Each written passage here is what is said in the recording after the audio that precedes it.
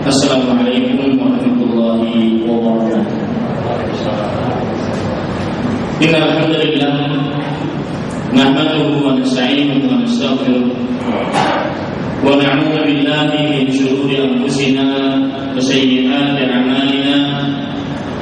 Man yahdihillahu fala mudilla lahu wa man yudlil fala hadiya lahu. Wa asyhadu an la ilaha illallah wahdahu la syarika lahu wa asyhadu anna Muhammadan 'abduhu wa rasuluh.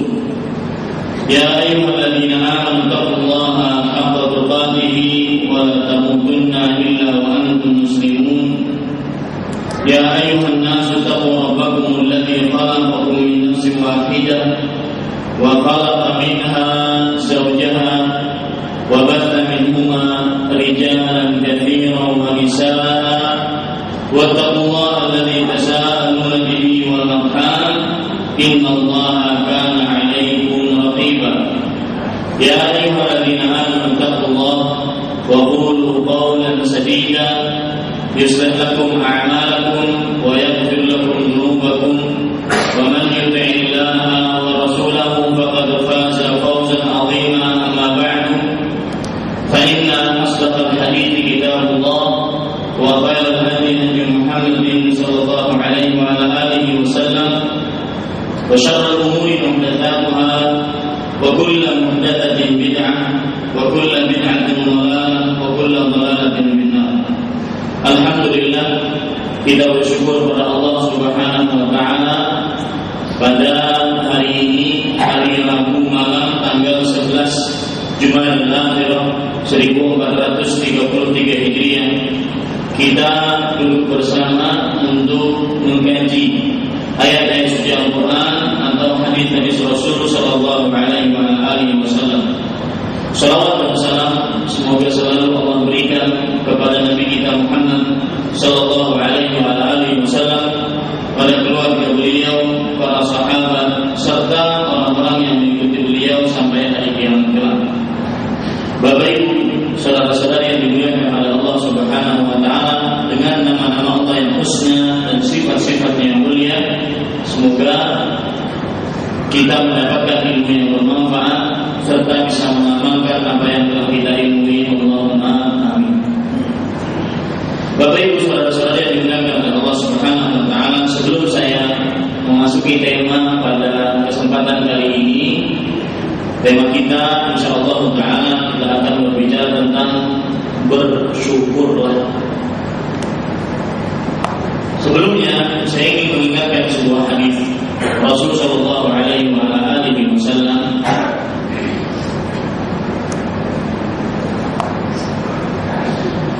mengingatkan sebuah hadis Rasul sallallahu alaihi wasallam. Aisyah radhiyallahu anha pernah bercerita bahwa man taqama Rasulullah sallallahu alaihi wasallam li nafsihi qad.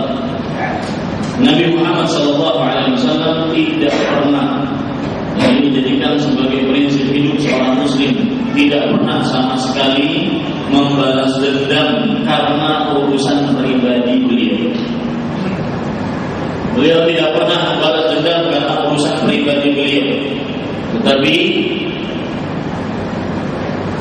illa idzan tahakat hurmatillah fantaqama lillahi minhu, kecuali jika hukum-hukum Allah dilanggar, maka beliau membalas dendam atas pelanggaran hukum-hukum Allah Subhanahu wa taala tersebut.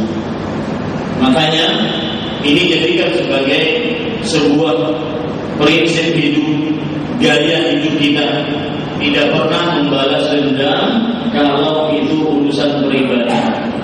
Apalagi sampai nanti dia berbicara, udahlah, ini permasalahan tidak akan habis. Nanti kita akan bertemu dengan Allah Subhanahu wa taala. Buktikan mana yang benar di antara kita di hadapan Allah Subhanahu wa taala. Ini keliru. Yang benar adalah kita tidak membalas dendam atas apa yang terjadi, apa yang kita dapatkan tentang diri kita. Tetapi kita harus memperjuangkan agama Allah jika hukum-hukum Allah Subhanahu dilanggar. Bapak Ibu saudara-saudara yang dimuliakan oleh Allah Subhanahu wa taala, Imam Ibnu Hibban rahimahullah, seorang ulama hadis yang mempunyai sebuah kitab yang berisi biografi para perawi hadis.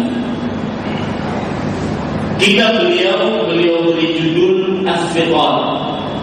Arti As-Siqat adalah para perawi yang terpercaya untuk meriwayatkan hadis. Di dalam kitab As-Siqat ini beliau menyebutkan beberapa bahkan ratusan perawi hadis. Beliau terangkan tanggal lahirnya, belajarnya, keadaan perawi tersebut.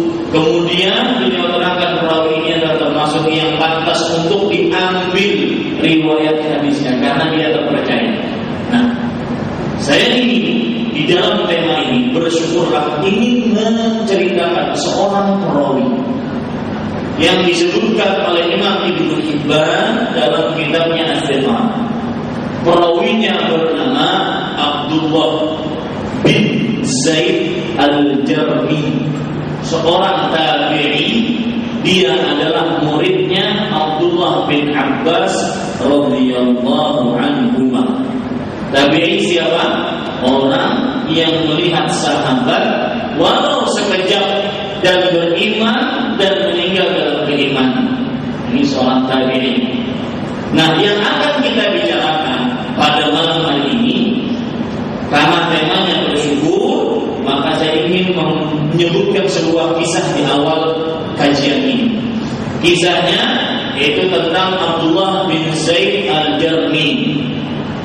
Beliau ini, perhatikan keadaannya dan bandingkan dengan keadaan kita, yang kadang-kadang kita mendapatkan sebuah permasalahan, kesulitan, kesempitan, kemudian lisan kita tidak bisa kita jaga, anggota tubuh kita tidak bisa kita jaga, akhirnya kita tidak menjadi orang yang sabar. Dibandingkan dengan keadaan Abdullah bin Zaid Al-Jarmi yang lebih dikenal dengan panggilannya Abu Kilabah. Panggilan Abdullah bin Zaid Al-Jarmi ini siapa? Abu Kilabah. Para yang dirahmati Allah Subhanahu wa taala, Abdullah bin Zaid Al-Jarmi tinggal di tepi pantai. Tidak mempunyai rumah, cuma mempunyai tenda-tenda untuk dia tinggal. Dalam keadaan, perhatikan keadaannya, kedua matanya rabun, kedua telinganya susah mendengar, pendengarannya lemah, kedua tangannya buntung, kedua kakinya buntung. Apalagi kurang lengkap dong. Dalam keadaan seperti itu, seorang yang bernama Abdullah bin Muhammad melewati tendanya Abdullah bin Zaid Al-Jarmi. Abdullah bin Muhammad mendengar di dalam tenda Abdullah bin Zaid berkata, lebih tepatnya berdoa. Doanya bagaimana? Coba perhatikan doanya. Kira-kira pantas tidak beliau berdoa dengan doa seperti ini dengan keadaan beliau seperti yang saya ceritakan tadi? Doanya, Allahumma, ya Allah, wahai Allah, auzi'ni, tunjuki aku, an ahmadaka hamdan, untuk memuji Engkau dengan pujian, ukafiu bihi syukra ni'matika, yang aku bisa membalas untuk bersyukur atas nikmat-nikmat yang telah Engkau berikan kepadaku, allati an'amta biha alayya wa faddaltani ala katsirin mimman khalaqta tafdila, dan atas Engkau telah meninggikan aku, melebihkan aku di atas kebanyakan makhluk yang telah Engkau ciptakan. Abu Kilabah berdoa seperti itu dalam keadaan kedua matanya rabun, kedua telinganya lemah pendengarannya, kedua tangannya buntung, kedua kakinya buntung. Sampai-sampai yang lewat tadi namanya Abdullah bin Muhammad bertanya kepada siapa? Abdullah bin Zaid al-Jarmi, Abu Kilabah. Kata Abdullah bin Muhammad kepada orang ini, nikmat apa yang engkau dapatkan dari Allah sehingga engkau bisa berdoa seperti itu? Keadaanmu, kedua matamu rabun, kedua telingamu susah mendengar, kedua tanganmu buntung, kedua kakimu buntung.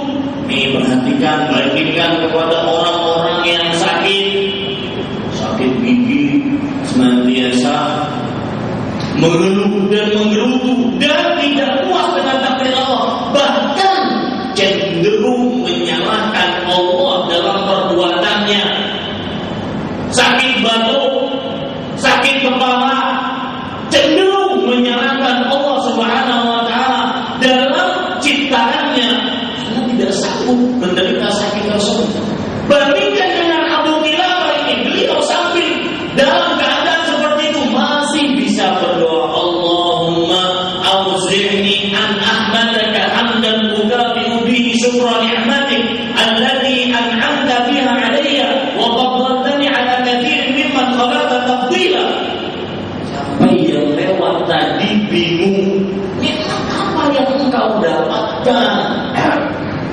Kira-kira apa yang engkau dapatkan dari Allah Subhanahu wa Ta'ala sampai engkau bisa berdoa seperti itu? Atau engkau tidak paham apa yang engkau ucapkan?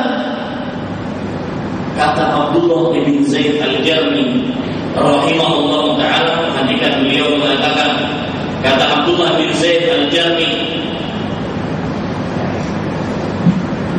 wallahi, demi Allah, lau arsala as-samaa 'alayya naran, kalau seandainya Allah mengirim dari langit api, fa ahraqatni, lalu membakar tubuhku,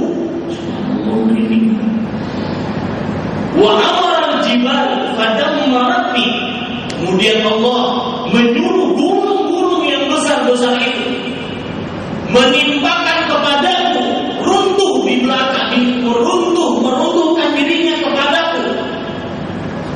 Kemudian kata dia, wa amara al-bihar fagharraqatni, dan Allah memerintahkan lautan menenggelamkanku, wa amara al-ardha fabala'atni, dan memerintahkan bumi untuk menelanku, melongsorkan tubuhku ke dalam bumi. Mazdadtu li rabbi illa syukran, aku tidak menambah untuk Rabbku kecuali syukur kepadanya. Kenapa? Apa nikmat yang beliau dapatkan?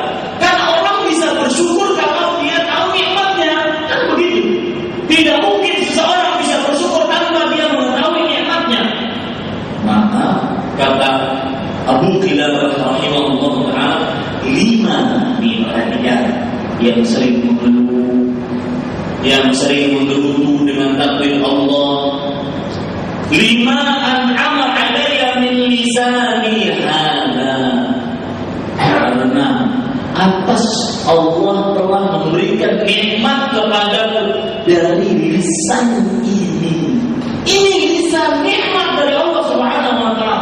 Seluruh anggota tubuhnya sudah tidak berfungsi. Lisan yang diberikan oleh Allah Subhanahu wa Ta'ala, dia masih bisa berdoa, Allahumma auzi'ni an ahmadaka hamdan ukafi'u bihi syukra ni'matik allati an'amta biha 'alayya wa faddaltani 'ala katsirin mimman khalaqta tafdila. Ini pelajaran yang sangat luar biasa bagi kita. Jangan jangan suka mengeluh, apalagi tidak puas dengan takdir Allah Subhanahu wa taala. Dan ini paling berbahaya, menyebabkan orang tidak nyaman di dunia, tidak puas dengan takdir Allah, menyebabkan manusia paling tidak nyaman, cepat depresi dan stroke. Dan itu pernah saya rasakan. Ketika penyakit ini mulai menyebar kemana-mana, terlihat oleh orang di Masjid Nabawi musim panas 45 derajat Celcius, kita sholat di Masjid Nabawi. Ketika sholat malam lama, orang-orang yang pernah Ramadan di Masjid Nabawi akan mengetahui bagaimana lamanya sholat tarawih di Masjid Nabawi dan Masjidil Haram. Dalam keadaan panas seperti itu, karena saking banyaknya manusia meskipun sudah AC tapi panas, maka saya demi tidak puas dengan takdir Allah, saya menutup ini kaki dengan kain dan dengan celana yang dengan celana tersebut tidak terlihat putih dari kulit saya. Setiap kali habis salat langsung saya pergi ke kamar mandi, di bawah itu buka kepanasan, tidak puas dengan takdir Allah. Setiap berdoa menangis bukan karena menangis doa, tetapi menangis tidak puas dengan takdir Allah. Setiap melihat orang yang lewat, pemuda yang lewat, apalagi pemuda-pemuda Arab Saudi, apalagi dalam keadaan penuntut ilmu, ganteng-ganteng Pak. Saya pikir ini orang kalau ngelamar nggak akan pernah ditolak. Lah saya begini kalau mau bagaimana? Tidak puas dengan takdir Allah Subhanahu wa taala. Maka Bapak Ibu saudara-saudari yang dimuliakan oleh Allah Subhanahu wa taala, hidupnya akan sepi, hidupnya akan tersiksa, hidupnya tidak akan nyaman, senantiasa mengharapkan Allah di dalam takdirnya. Orang tidak pasti bersyukur. Makanya Bapak Ibu saudara-saudari yang dimuliakan oleh Allah Subhanahu wa taala, perhatikan, jika kita mendapatkan kesulitan, coba bandingkan dengan apa yang terjadi pada Abu Qilabah rahimahullah. Belum selesai ceritanya. Kata Abu Qilabah, sudah, ini selesai permasalahannya. Itulah amalan saya. Kemudian Abu Qilabah meminta kepada pengunjungnya tadi, Abdullah bin Muhammad. Wahai Abdullah, wahai hamba Allah, engkau telah melihat keadaan saya seperti ini. Dalam keadaan dua mata rapuh, dua telinga susah mendengar, dua tangan buntung, dua kaki buntung, dan saya sangat membutuhkan pembantu. Itulah anak laki-laki saya yang setiap harinya membantu saya. Apabila saya ingin sholat, dia memudahkan saya. Apabila saya lapar, dia menyuapi saya. Apabila saya haus, dia memberikan minum kepada saya. Sekarang sudah 3 hari terakhir ini dia tidak datang ke tenda ini. Tolong carikan dia, saya butuh kepada dia. Maka Abdullah bin Muhammad mengatakan, tidak ada orang, demi Allah, tidak ada orang yang paling pantas untuk ditolong kecuali Allah. Hanya beliau pun keluar mencari anak tersebut. Tidak jauh dari tenda Abu Qilabah rahimahullah, melihat seonggok pasir, di atasnya ada seorang manusia. Ternyata itulah anak Abu Qilabah. Dalam keadaan, perhatikan, meninggal diterkam binatang buas. Meninggal diterkam binatang buas. Abdullah bin Muhammad yang menolong ini ingin kembali ke tenda. Apa yang akan saya katakan? Keadaan beliau seperti itu, apa yang saya akan katakan? Maka di awal bertemu, Abdullah bin Muhammad bertanya kepada Abu Qilabah, wahai Fulan Abdullah bin Zaid al-Jarmi, tahukah engkau ceritanya Nabi Ayub? Iya, saya tahu itu dari Al-Quran, bahwasanya beliau diuji oleh Allah Subhanahu wa taala dengan penyakit yang sangat luar biasa. Tahukah engkau ceritanya Nabi Yusuf yang dibuang oleh saudara-saudaranya, kemudian dijadikan budak, kemudian dijual? Iya, saya tahu. Tahukah engkau ceritanya nabi-nabi, disebutkan nabi-nabi yang mendapatkan ujian begitu luar biasa? Kata Abdullah bin Zaid al-Jarmi Abu Qilabah, sudah apa yang ingin kau katakan? Semua cerita saya tahu. Terus terang saja. Kemudian kata Abdullah bin Muhammad, saya mendapati anakmu, perhatikannya, mendapati anakmu tidak jauh dari tenda, sudah dalam keadaan meninggal, diterkam binatang buas. Coba perhatikan kata Abdullah bin Zaid al-Jarmi Abu Kilabah. Apa yang dia katakan? Ya Allah, kenapa? Apa seperti ya Allah, kenapa anak saya yang kau jemput? Apakah tidak melihat engkau keadaan saya? Ya Allah, kenapa begini? Seperti saya ingat cerita, ada seorang tenaga kerja wanita dibawa oleh majikannya ke kantor saya. Majikannya bilang, ini aneh. Dari mulai pagi sampai pagi nangis gak habis-habisan. Kenapa? Saya tanya baik-baik, itu ada apa? Kenapa? Ustaz, kenapa sih? Ini kata-kata kenapa? Untuk sesuatu yang sudah terjadi selesai, tidak boleh, Pak. Kenapa? Untuk sesuatu yang sudah terjadi tidak boleh. Ustaz, kenapa sih? Anak dan suami saya yang diambil. Kenapa? Ternyata pada hari itu atau masa sebelumnya, anak dan suaminya, anaknya ditabrak meninggal, suaminya juga ditabrak meninggal saat yang bersamaan. Kenapa mereka yang dipanggil? Kenapa bukan saya?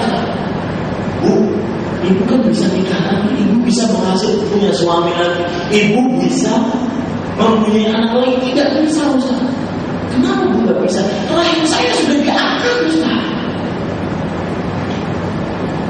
Ini Bapak Ibu saudara-saudari yang dimuliakan oleh Allah Subhanahu wa taala. Saya ulangi, kenapa untuk sesuatu yang sudah terjadi? Misalkan si anak ini melihat ibunya suka nyuci piring, dia juga ingin mengikuti nyuci piring, tapi yang dicuci laptop bapaknya. Pulang ke rumah, si istri takut, bapaknya sudah selesai. Sudah selesai, mau diapakan lagi? Sudah tercuci. Mau kenapa? Kenapa berapa kali, 1000 kali tidak akan kembali laptopnya? Kenapa untuk sesuatu yang sudah terjadi tidak perlu? Anak pernah pesta pora ini, sama saya ini. Ada kulkas, ada telur. Masukin situ telur. Kita tidak tahu. Saya lagi di kantor, ibunya lagi sibuk. Ini telur dikeluarkan dari kulkas, pesta pora. Jadi dia ingin bikin kue. Dia letakkan di karpet semuanya. Karpet penuh dengan telur. Bakunya minta ampun. Kenapa? Enggak perlu. Sudah selesai. Kenapa 1 juta kali juga tidak akan berubah telurnya kembali ke dalam kulkas? Kenapa untuk sesuatu yang telah terjadi tidak ada? Nah, Abu Kilabah ketika mendengar apa yang beliau katakan, perhatikan perkataan beliau. Beliau langsung mengatakan, Inna lillahi wa inna ilaihi raji'un. Sebagaimana seorang muslim ketika mendapatkan musibah, yang luar biasanya bukan itu. Alhamdulillah alladzi lam yakhluq min dzurriyyati khalqan fayasihi fayu'adzibuhu bin-nar. Segala puji bagi Allah. Dapat musibah padahal keadaan seperti itu dia masih bisa memuji Allah Subhanahu wa taala. Segala puji bagi Allah, bersyukur. Kenapa bersyukur? Karena orientasinya akan apa? Apa?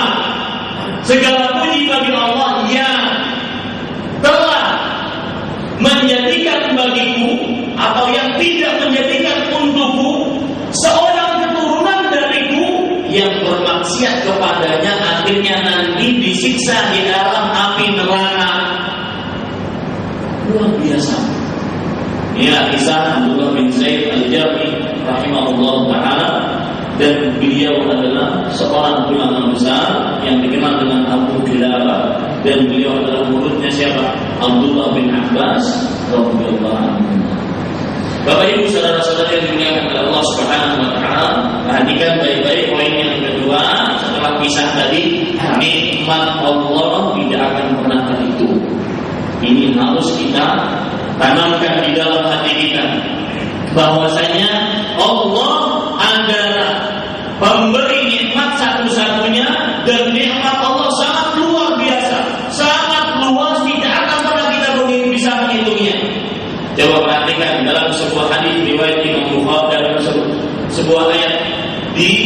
dalam surat Ibrahim ayat 34, wa atakum min kulli ma sa'altumu wa in ta'uddu ni'matallahi la tuhsuha.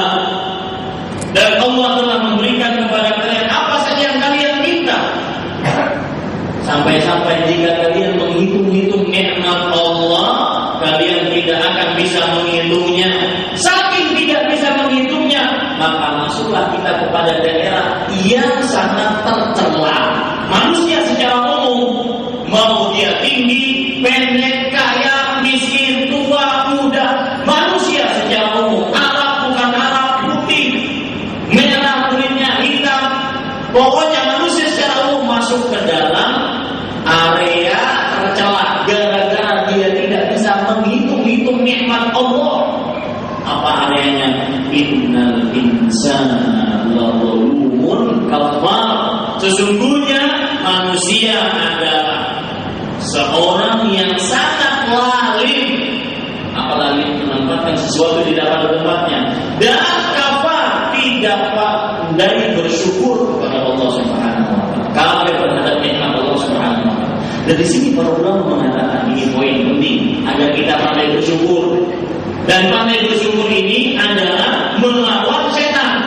Kenapa? Karena setan sudah bersumpah kepada Allah, wala tajidu aktsarahum syakirin. Engkau wahai Allah tidak akan mendapatkan hamba-hambamu dalam keadaan pandai bersyukur. Itu janji sumpah iblis kepada Allah untuk mengganggu manusia. Makanya agar kita tidak masuk ke dalam perangkap iblis, maka perhatikan baik-baik Allah Subhanahu wa taala, dan ini diambil konklusinya oleh para ulama. Perhatikan nikmat Allah yang ada pada diri kita. Jangan perhatikan nikmat orang lain, Pak. Nikmat Allah yang ada pada diri kita. Allah sudah kasih apa pada kita, maka kita akan pandai bersyukur. Dalilnya apa tadi? Wa in ta'uddu ni'matallahi la tuhsuha. Jika kalian menghitung-hitung, harus dihitung nikmat Allah agar kita pandai bersyukur. Oh, saya dikasih mata, berarti yang di bawah saya masih ada orang yang tidak bisa melihat. Ada yang punya dua mata tapi rambut, alhamdulillah. Saya punya dua tangan. Ada orang yang juga punya dua tangan tapi tidak bisa digerakkan. Saya bisa menggerak-gerakkan, alhamdulillah. Ada orang yang tidak punya dua tangan sama sekali. Maka seperti ini kita akan pandai bersyukur. Apa metodenya? Lihat nikmat Allah yang ada pada diri kita. Nanti saya akan sebutkan perkataan Syekh Abdul Razak Hafizahullah Ta'ala dalam masalah agar kita pandai bersyukur. Kemudian apa yang dirahmati oleh Allah Subhanahu wa taala. Kalau kita ingin hitung nikmat Allah, saya akan ambil 3 nikmat Allah terbesar saja. Tiga nikmat Allah terbesar yang kita tidak akan pernah bisa menghitungnya. Pertama, nikmat apa? Islam. Ini nikmat Allah yang terbesar. Tidak ada nikmat Allah yang lebih besar daripada itu. Dan subhanallah, ada pemandangan menarik. Orang kita ini, saya ingin nanya, mohon maaf, ada yang mu'alaf di sana? Ada yang mu'alaf? Enggak ada. Berarti dari mulai lahir, dilahirkan oleh bapak yang muslim, ibu muslimah, terlahir di tengah-tengah keluarga muslim, sampai detik ini kita merasakan Islam, tidak mengenal agama lain kecuali Islam. Kita tidak pernah daftar kepada Allah. Ya Allah, nama saya Ahmad Zainuri daftarkan sebagai seorang muslim. Kita tidak pernah bayar kepada Allah untuk menjadi seorang muslim. Ini berarti Allah memberikan nikmat kepada kita, sebuah nikmat yang terbesar, nikmat Islam, tanpa kita meminta. Di saat sebagian orang, Pak, menjadi seorang muslim itu susah. Contoh, Salman Al-Farisi radhiyallahu anhu, beliau harus berkelana ke sana kemari mencari kebenaran. Contoh juga sebagian orang harus didebat dulu agar masuk Islam. Contoh juga orang harus baca buku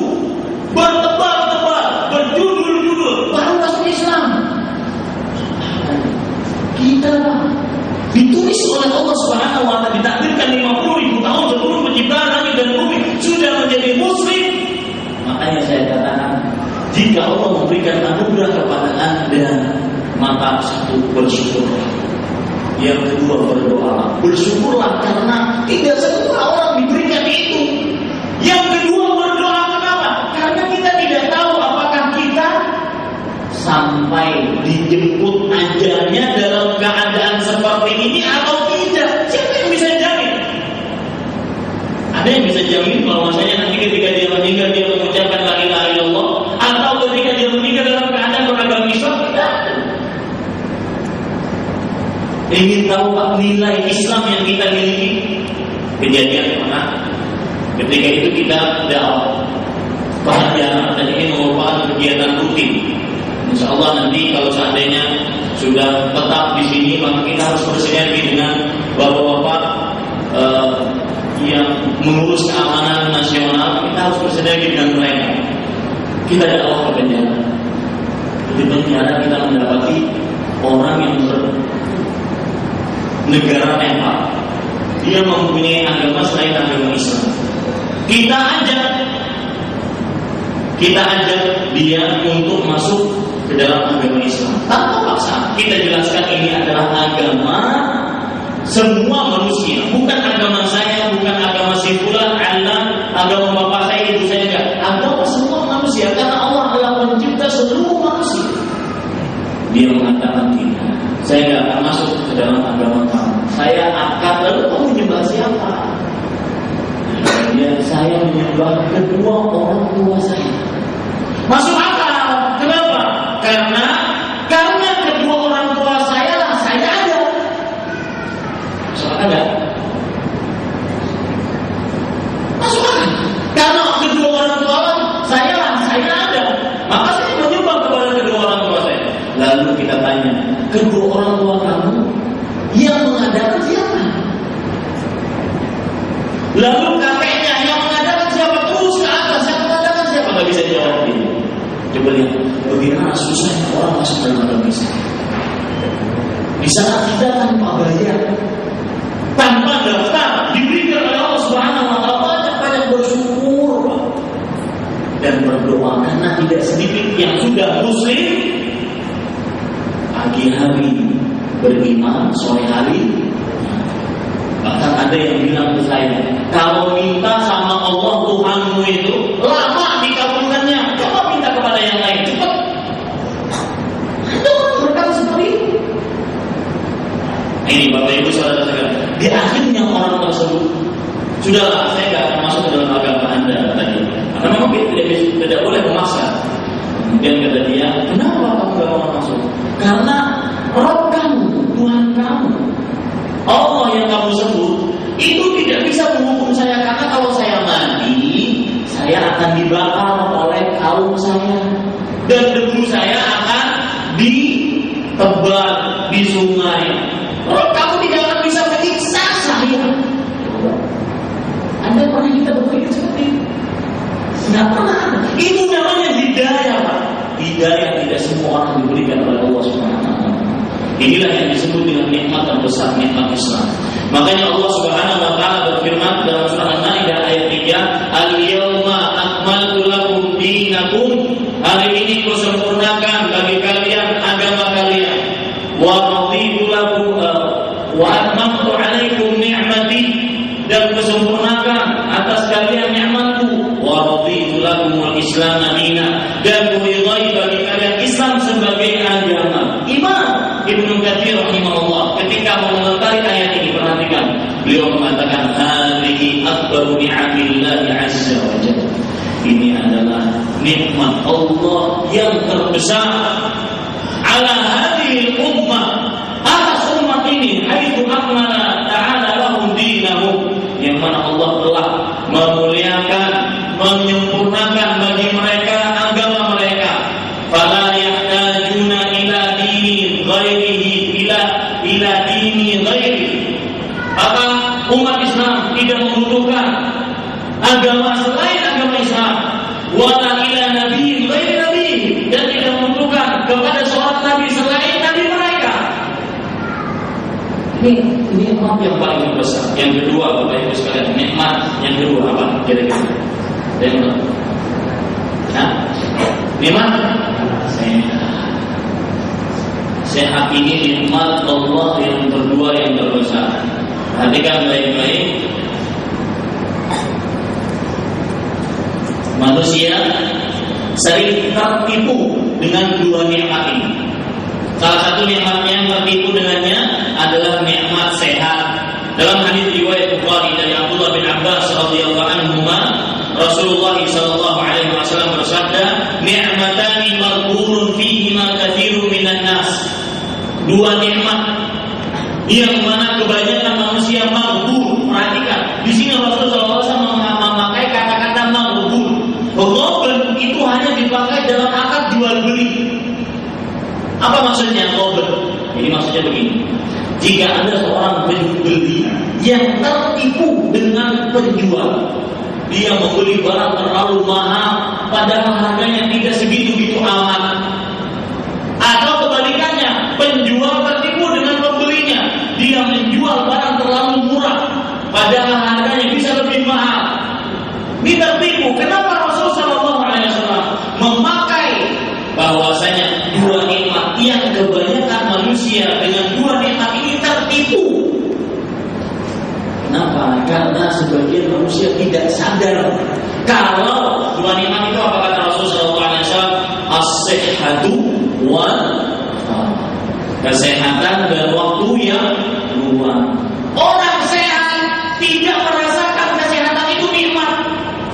Nih yang kita punya gigi, yang sekarang tidak sakit, kalau kita lagi makan nasi kuning, ketupat kandangan, merasa ada gigi itu nikmat? Iya. Kunyah aja masukkan apa dingin, panas masukkan banget. Pas mau sakit gigi, hanya merasa, oh ternyata gigi itu adalah nikmat. Kepala nih yang kita bawa kemana-mana, pernah tidak merasakan bahwa itu adalah nikmat Allah Subhanahu wa Ta'ala? Kapan kita merasakan kepala nikmat kalau sakit? Makanya ada pepatah Arab mengatakan, as-sihhatu danin ala ru'usil asihha la yaraha illa al-marad. Sehat itu adalah mahkota yang terletak di atas kepala orang-orang yang sehat. Tidak ada yang melihat mahkota tersebut kecuali orang-orang yang siapa? Yang sakit. Orang sehat tidak tahu dia bahwasanya sehat adalah nikmat Allah Subhanahu wa Ta'ala. Maka wajar Nabi Muhammad SAW mengatakan dalam hadis riwayat Tirmidzi dari Abdullah bin Mihsar al-Qatmi radhiyallahu anhu. Coba perhatikan. Ini salah satu nikmat Allah Subhanahu wa Ta'ala. Ma asman asba'a minkum aminan bi sirri. Siapa yang pada waktu pagi dia aman di dalam tempatnya, mu'afan fi badani, sehat badannya, indahu qutu yaumi, pada hari itu dia mempunyai makanan.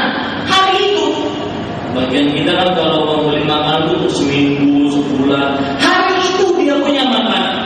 Maka kata Rasulullah SAW, ka'annama hisab lahu dunya ala fiha, seakan-akan dia sudah merasai dunia dan seluruhnya. Karena yang ada dalam dunia cuma tiga itu: tempat tinggal yang aman, badan yang sehat, ada makan. Contoh sehat yang lain, ada dua mata. Makanya Allah Subhanahu wa Ta'ala mengatakan di dalam surat Al-Balad ayat 8 sampai 9, alam naj'al lahu 'ainain wa lisanan wa syafatain. Bukankah kami telah menjadikan bagi manusia dua mata, lisan dan dua bibir? Kata Qatadah Ibn Da'amah As-Sadusi, seorang ulama tafsir di generasi tadi, beliau mengatakan, hadhihi ni'amun min Allah mutadhahirah yuqarribuka biha kaima tashkur. Ini adalah nikmat Allah yang jelas bagi kita. Ada dua mata, ada lisan, ada dua bibir, agar engkau bersyukur kepada Allah Subhanahu wa Ta'ala. Fudail bin Iyad rahimahullah ketika membaca ayat tadi surat Al-Ghaiyat, ini bisa diamalkan di rumah, mengamalkan, jangan menangis dan menolak, di rumah mengamalkannya. Baca surat Al-Balad ayat 8 sampai 9, renungkan. Allah menjadikan dua mata, menjadikan lisan, menjadikan dua bibir. Fudail bin Iyad rahimahullah qara'a al-Fudail lailatan hadhihi al-ayata fabaka. Suatu malam Fudail bin Iyad, seorang ulama hadis abad ke-5 Hijriah, membaca ayat ini. Pada waktu malam beliau menangis. Fasu'ila an bukai. Fudail bin Iyad ditanya, kenapa engkau menangis ketika membaca? Alam naj'al lahu 'ainayn wa lisanan wa syafatayn. Kenapa engkau menangis wahai Fudail? Perhatikan kata beliau. Hal bittalaina tasyakuran billah. Apakah pernah engkau pada waktu malam bersyukur kepada Allah Subhanahu wa taala? Anja'ala laka 'ainayn tubsiru bihima. Yang mana Allah telah menjadikan bagi engkau dua mata, yang dengan dua mata tersebut engkau bisa melihat. Oh, lanjut apa yang terjadi? Begitulah orang yang tidak punya mata. Makanya Fudail bin Iyad ketika membaca ayat ini beliau menangis. Pernahkah engkau pada suatu malam dalam keadaan bersyukur kepada Allah yang telah menjadikan bagi engkau dua mata, yang dengan dua mata tersebut engkau melihat? Kemudian, hal bittalailatan syakiran billah an ja'ala laka lisanan tamtiqu bi. Apakah engkau pada suatu malam pernah bersyukur kepada Allah yang telah menjadikan bagi engkau lisan yang dengannya engkau bisa berbicara? Ini yang kadang-kadang lebih banyak kita bersyukur kepada Allah Subhanahu wa taala. Bahwasanya lisan itu adalah nikmat Allah Subhanahu wa taala. Ini Bapak Ibu saudara-saudari sekalian,